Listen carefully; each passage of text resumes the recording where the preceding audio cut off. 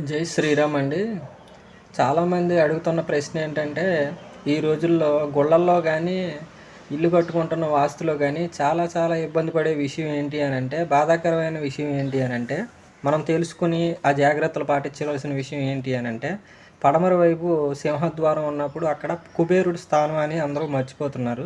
అందరికీ తెలుసు వాస్తు ప్రకారం, 8 దిక్కులు వాస్తు ప్రకారం గృహప్రవేశం అప్పుడు నవగ్రహాలకి, అష్టదిక్పాలకులకి, పంచలోకాధిపతులకి పూజ చేస్తారు. సత్యనారాయణ వ్రతం, గృహప్రవేశం, పాలు పొంగించడం అన్నీ బాగుంటాయి. కానీ మిస్టేక్ అలా పడమర వైపు పటిక నరదిష్టి విపరీతంగా పెరిగిపోతూ ఉంటుంది. 30 కేజీ పటిక పెద్ద ఎర్రగొడ్డలో కట్టి దాంట్లో ధాన్యం వేసి పడమర వైపు దానికి విభూతి, గంధం, పసుపు, కుంకుమ బొట్లు పెట్టి ఎర్రమందార పూలు వేసి నవధాన్యాలు వేసి శాంతి చేసి కొబ్బరికాయలు కొట్టి ఆవుపాలు చల్లి ఇల్లంతా సంరక్షణ చేసుకోవాలి. అలాగే గుడి కూడా అలాగే చేసుకుంటే ఆ పడమర వైపు యొక్క కుబేరుని యొక్క ఆశీర్వాదాలు ఉంటాయి. లేదంటే కుబేరుని యొక్క ఆగ్రహానికి గురికాక తప్పదు.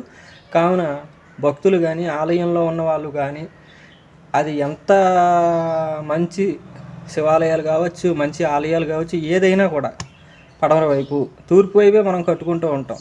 బూడిద గుమ్మడి వైపు కట్టుకుంటూ ఉంటాం. అలాగే అదేంటిది, ఈ రోజుల్లో కళ్ళు పని శాస్త్ర ప్రకారం మనకి చాలా చాలా యూట్యూబ్లో అన్నీ చెప్తున్నారు గురువులు అందరూ కూడా. చాలా సంతోషకరమైన విషయం. కాకపోతే పడమర వైపు మటుకు అందరికీ తెలిసినా కూడా పాటించట్ల. బాధాకరమైన విషయం ఏంటంటే, తెలిసిన వాళ్ళు పాటించలేకపోతున్నారు. పరిస్థితుల ప్రభావం అలా చూపిస్తుంది ఆ పడమర వైపు వాస్తు. కావున పడమర వైపు మన కుబేరుని యొక్క అనుగ్రహం పొందడం కోసం అందరూ ఈ పరిహారం పాటించాలని, అలాగే తెలియని వారికి కూడా ఖచ్చితంగా చెప్పండి. ఈ వీడియో వారికి చూపించండి. అలాగే దీనికి సంబంధించిన వీడియోలు చాలా ఉంటూ ఉంటాయి. అవి సెర్చ్ చేసి తెలుసుకోండి. చాలా డేంజరు పడమర వైపు వాస్తు అనేది. దాన్ని అలా ఓపెన్ చేసి వదిలేయకూడదు.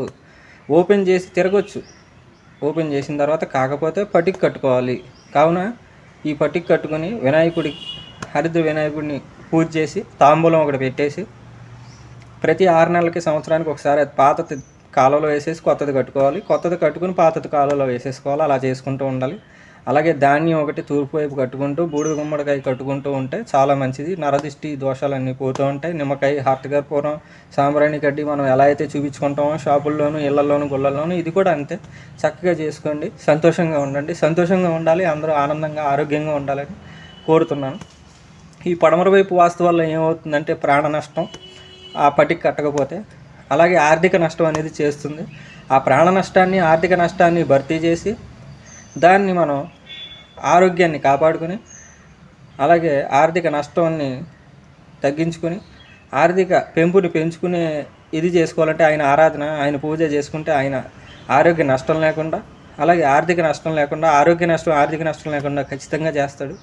ఆ పరమేశ్వరుని యొక్క, పార్వతీ పరమేశ్వరు యొక్క ఆశీర్వాదాలు, అలాగే సీతాలక్ష్మీ సమేత రామనారాయణ యొక్క ఆశీర్వాదాలు, సకల దేవతల యొక్క ఆశీర్వాదాలు మనకి ఎల్లవేళలా ఉండాలని మనస్ఫూర్తిగా కోరుకుంటూ నేను మీ ఆదూరి సాయి కిరణ్ శర్మ.